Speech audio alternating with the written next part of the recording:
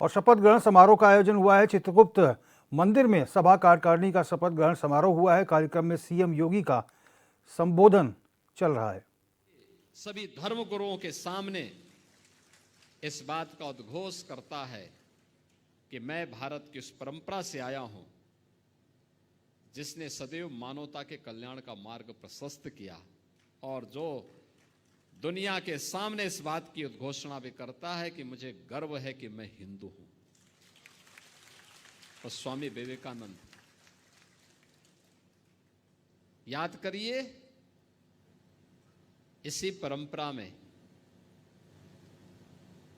तुम मुझे खून दो मैं तुम्हें आजादी दूंगा का उद्घोष करने वाले नेताजी सुभाष चंद्र बोस पैदा हुए।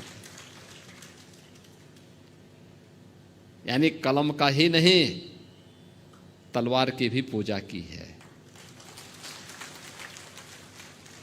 और दोनों के समन्वय से ही समाज और राष्ट्र की व्यवस्था चलती है। याद करिए, स्वतंत्र भारत में भारत का संविधान कैसे बनना चाहिए, उत्तर दक्षिण पूरब पश्चिम क्षेत्र, भाषा, जाति, मत, मजहब, इन सब को एक साथ एक मंच पर ला करके खड़ा कर ले। कोई नाम, तो नाम आया डॉक्टर राजेंद्र प्रसाद जी का।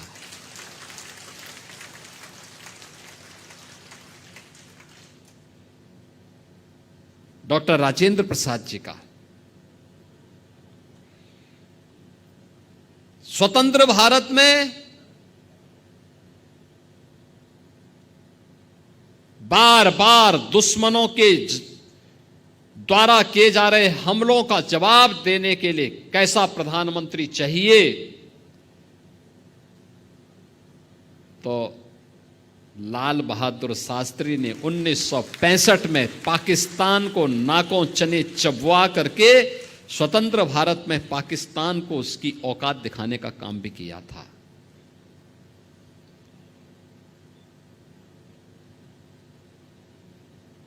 कौन कहता है कि कायस्थ समाज केवल अपने कारोबार तक ही सीमित है, केवल कलम तक ही सीमित है। 1975 में जब लोकतंत्र का गला घोंटने का काम किया था, तब जयप्रकाश नारायण जी आगे आए थे। क्रांति का संघनाद उन्होंने किया था। और जब लोग ये बोलते थे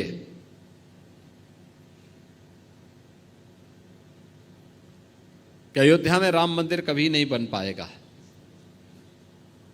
तो महर्षि महेश योगी जी ने हॉलैंड में राम के नाम पर सिक्का चालू कर दिया था। यानी भारत से बहुत दूर हॉलैंड में उन्होंने भगवान राम के नाम पे ही करेंसी जारी कर दी।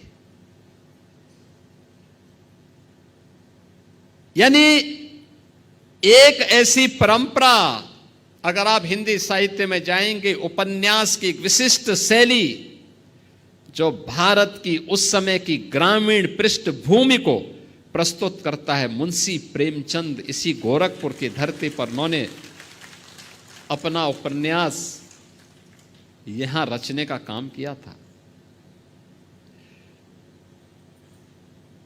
कौन से ऐसा क्षेत्र है, एक लंबी फेरस्त है। मैं जब अंदर इंटर कर रहा था तो मैं देख रहा था उन सभी महापुरुषों के चित्र लगे हुए थे। और मैं तो चित्रगुप्त महासभा से कहूंगा, उन सभी महापुरुषों के चित्र चित्रगुप्त मंदिर में लगने चाहिए, लगाए जाने चाहिए। उनके इतिहास के बारे में वर्तमान पीढ़ी को बताया जाना चाहिए। याद रखना, अपने महापुरुषों के गौरव से ही वर्तमान पीढ़ी प्रेरणा लेती है और आगे बढ़ने का रास्ता अपना प्रशस्त करती है।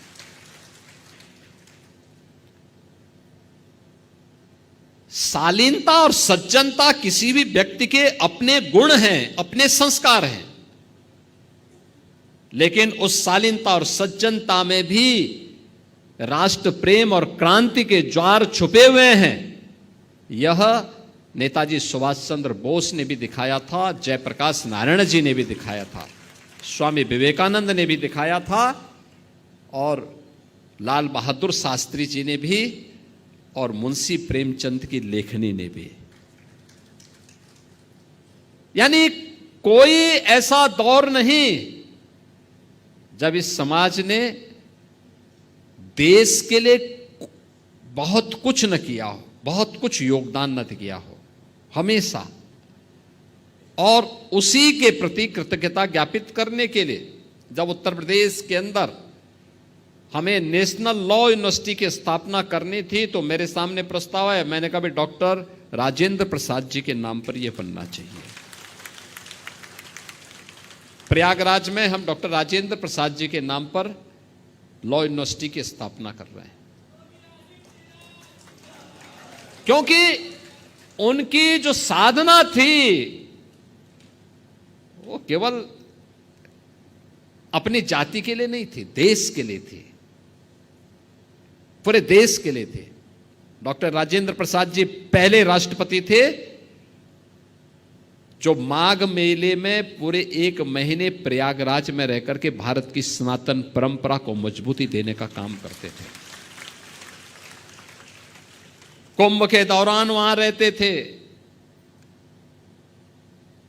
प्रेसिडेंट सूट वहां बना हुआ है किले में, आज भी आप जाएंगे। डॉक्टर राजेंद्र प्रसाद जी की स्मृतियों को बार बार चिल्ला के कह रहा है।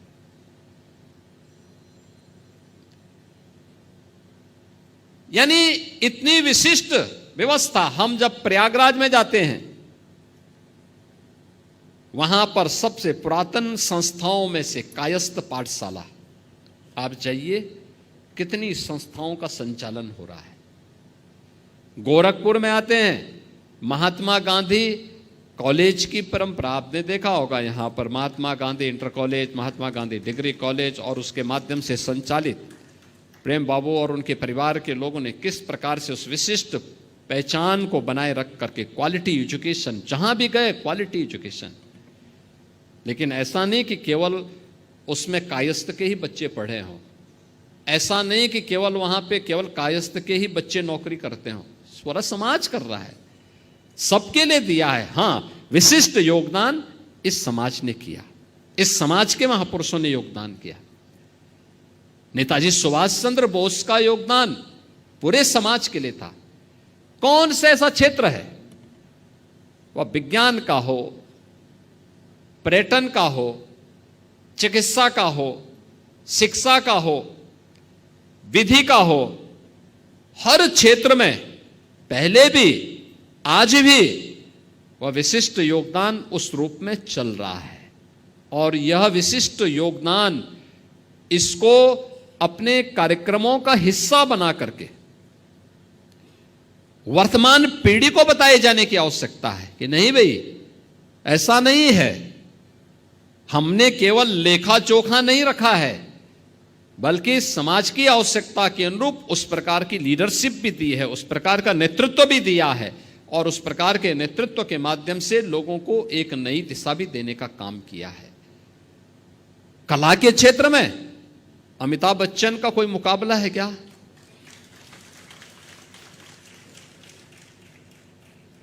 और आज भी आप मिलिए अमिताभ जी से, बहुत ही सहन, यानी कितनी सहजता के साथ।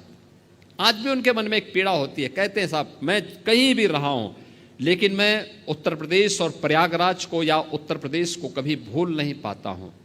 कहीं भी जाता हूं लोग मुझे यही कहते हैं, मेरे गाने के अनुसार ही मुझे बोलते हैं कि छोरा गंगा किनारे वाला, यही कहकर के लोग मुझे आज भी स्मरण करते हैं। आप देखो ना, आज भी उनके मन में, यानी जिन्होंने कला जगत में अपनी एक नई पहचान बनाया हो, लेकिन मन में अपनी धरती के प्रति वही आत्मीयता का भाव, वही सहजता, वही सरलता।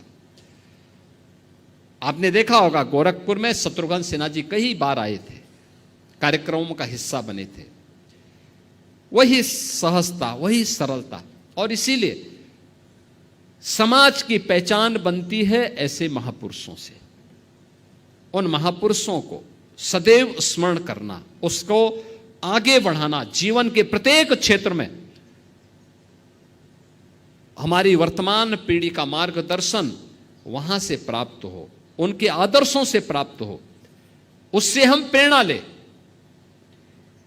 उस प्रेरणा को अपने जीवन का हिस्सा बनाएं।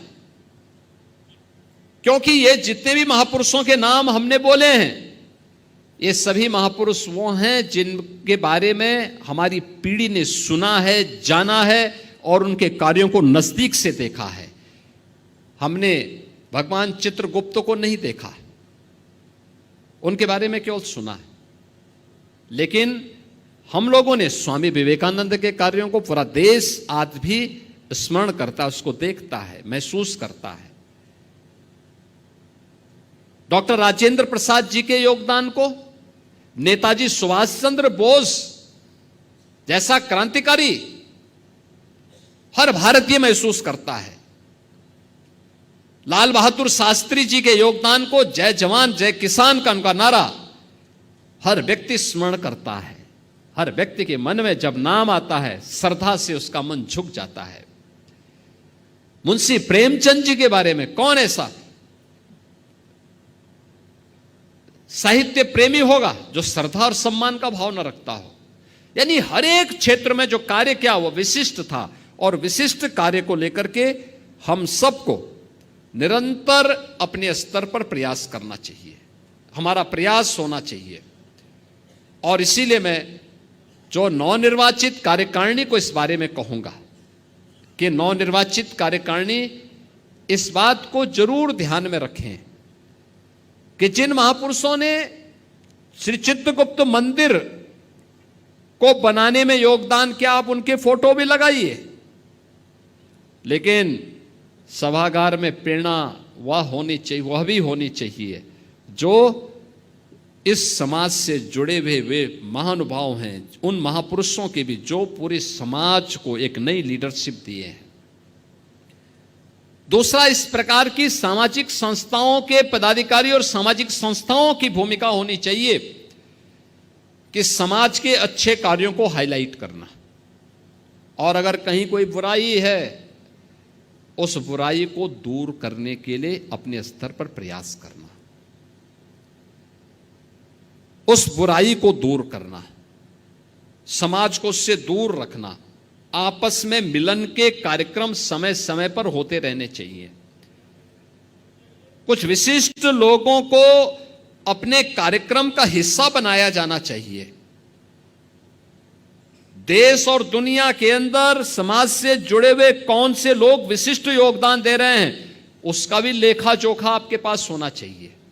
अगर ये सब कर लेंगे तो वास्तव में हमारी सामाजिक संस्थाएं अपने कर्तव्यों का निर्वहन करते हुए उन महापुरुषों के आदर्शों को अपने जीवन में अंगीकार कर पाएंगे, जिन महापुरुषों ने अपने योगदान से न केवल समाज को गौरवान्वित किया बल्कि राष्ट्र को एक नई दिशा दी थी।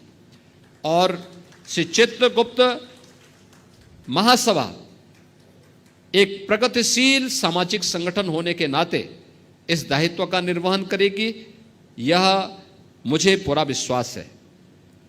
अभी यहां पर हमारे वरिष्ठ अधिवक्ता से हरिनंदन श्रीवास्तव जी ने जो बात कही बख्शीपुर चौराहे के बारे में, मैंने महापौर जी से कहा है आप इसका प्रस्ताव बनाइए, और ये तो अच्छी बात है कि अगर चित्रगुप्त मंदिर सभा उस चौराहे के सुंदरीकरण के साथ जुड़ता है और उसके रखरखाव के साथ जुड़ता है, और ये दायित्व दिया जाना चाहिए, मंदिर सभा को दिया जाना चाहिए, और भगवान चित्रगुप्त के नाम पर ही उसकी पहचान भी वहां पर बननी चाहिए। और सौभाग्य से वहां पर उस पूरे क्षेत्र में कलम और दवात की पूजा ही नहीं होती, बल्कि उसके बारे में पूरे गोरखपुर और इस पूरे क्षेत्र के लोग वहीं से खरीदारी करने के लिए भी आते हैं। उस रूप में भी उसको एक पहचान तो मिलनी ही चाहिए। यहाँ पर अन्य जो भी कार्य हों, हमें उन सभी सामाजिक कार्यक्रमों के साथ जुड़ना चाहिए, उन कार्यक्रमों को आगे बढ़ाते रहना चाहिए। और आपको तो वैसे भी यहाँ पे प्रतिनिधि के रूप में बहुत अच्छे लोग मिले हैं, महापौर जी भी यहाँ पर हैं, हरिनंदन जी भी हैं, सौरभ श्रीवास्तव भी हैं, और भी अन्य लोग हैं, और ये सभी लोग मिलकर के